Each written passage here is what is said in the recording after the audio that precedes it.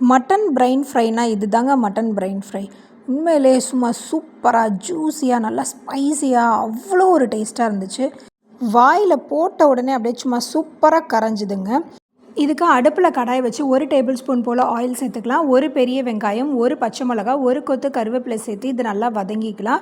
இது வதங்கினதுக்கப்புறமா ஒரு பெரிய சைஸ் தக்காளி, தேவையான அளவு உப்பு சேர்த்து இந்த தக்காளி மசிகிற அளவுக்கு நல்லா இதை வதக்கி எடுத்துக்கலாம். இப்போ நான் 1.5 டீஸ்பூன் போல் குழம்பு மிளகாய்த்தூள் சேர்த்துருக்கேன். குழம்பு மிளகாய்த்தூள் இல்லைனா 1 டீஸ்பூன் மிளகாய்த்தூள், 1 டீஸ்பூன் மல்லித்தூள் சேர்த்துக்கோங்க. இப்போ 1/4 டீஸ்பூன் போல் மஞ்சத்தூள் சேர்த்துக்கலாம். சேர்த்துட்டு இந்த மசாலாவோட பச்சை வாசனை போகிற அளவுக்கு நல்லா வதக்கிக்கலாம். இது வதங்கினதுக்கப்புறமா கழுவி வச்சுருக்கிற மூளையை சேர்த்துக்கலாம், மட்டன் மூளையை. இப்போ இதை இந்த மாதிரி கரண்டியிலே நல்லா ஒரு பீசஸாக நான் கட் பண்ணி எடுத்துக்கிறேன். இப்போ இதை நல்லா இந்த மாதிரி கிண்டி விட்டுக்கலாம். அந்த தொக்கு எல்லாமே இதில் சேர்கிற மாதிரி கொஞ்சம் போல் தண்ணி சேர்த்து மூடி போட்டு இது ஒரு 10 நிமிஷம் போல் வேகட்டும். நான் இதில் இஞ்சி பூண்டு பேஸ்ட்டு சேர்க்க மறந்துட்டேன். ஸோ 1 டீஸ்பூன் போல் இஞ்சி பூண்டு பேஸ்ட்டு சேர்த்து இதையுமே கலந்து விட்டு மூடி போட்டு ஒரு 10 நிமிஷம் நல்லா வேக வச்சு எடுத்துக்கோங்க. அவ்வளோதாங்க, சூப்பராக பிரைன் ஃப்ரை ரெடி ஆகிடுச்சு.